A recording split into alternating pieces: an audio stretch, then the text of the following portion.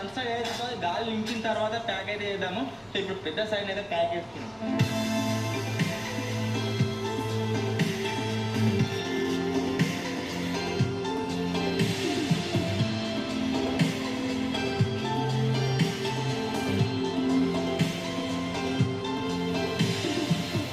Sides అయితే guys complete గా pack అయిపోయింది. ఒక సైడ్ నేను ఏ సైడ్ ఉన్నా అక్కడ మనము మళ్ళీ తర్వాత దీంతో గాలి నింపిన తర్వాత అంటే టేప్ వేస్తున్నాము. సో ఇప్పుడు ఒక్కసారి దీని పై నుంచి జరిగినా అనుకో ఇది మొత్తం గాలితో నిండుతుంది. జరుగుతున్నా 1 2 3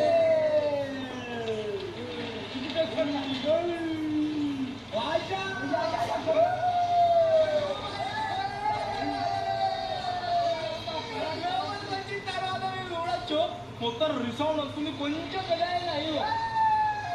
లోపలికి వచ్చిన తర్వాత మీరు చూడొచ్చు వచ్చేసి ఎంత పెద్దగా ఉందో. అండర్ గ్రౌండ్ టనల్ అంటారు చూడు, మనం సొరంగంలో పోయినా పాడవాడ సొరంగం అంత పెద్ద అయినా గాయసి అయింది.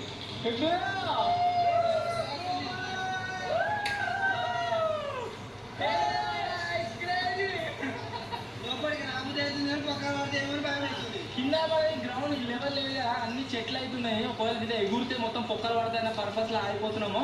కాకపోతే మస్తు అనిపిస్తుంది. యాక్చువల్గా ఏమనుకున్నాం అంటే దీంట్లో గాలి అనేది నింపనీకి మన దగ్గర ఒక కూలర్ అయితే ఉంది. కూలర్ని యూజ్ చేసి నింపుదాం అనుకున్నాము. కాకపోతే నాకు తెలిసి అంత అవసరమే లేదు. ఆటోమేటిక్గా న్యాచురల్ గాలితో నిండిపోతుంది. మొత్తం గరం వస్తుంది, ఇలాగే గరం సెగస్తుంది.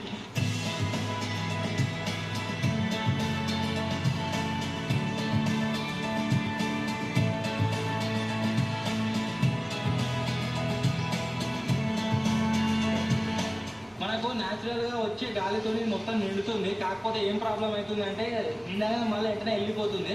సగం కంటే ఎక్కువ ప్యాక్ చేసినాము. ఇప్పుడు కూలర్ పెట్టి మ్యాక్సిమం నింపుదాము. ఆ తర్వాత మొత్తం ప్యాక్ చేద్దాము. కొంచెం చూసుకొని బ్లోవర్ కూడా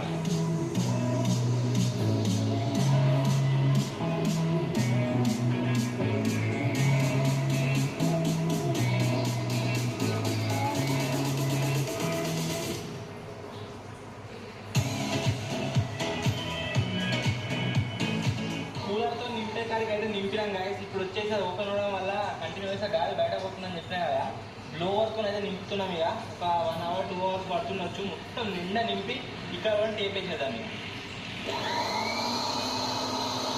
మొత్తం మీద అయితే మొత్తం పట్టుకున్న కొద్ది నన్నే లేకపోతుంది పైకి. ఇవాళ గాలి తక్కువ ఉన్నప్పుడు కిందికుండే గాలి కొంచెం కొంచెం నింపినా కొద్ది నీకు నిలబట్టుకోవచ్చు. ఆడింగ్ ఇది ఎట్లుందంటే నేను హెలికాప్టర్కి నేను నిలబడితే ఎట్లుంటే కిందికి గట్టిగా అనిపిస్తుంది. ఎక్స్పెరిమెంట్ వచ్చేసి సక్సెస్ అయింది. ఇట్లయితే లోడ్ పండు పోయేటోళ్ళు అందరూ చూసుకుంటే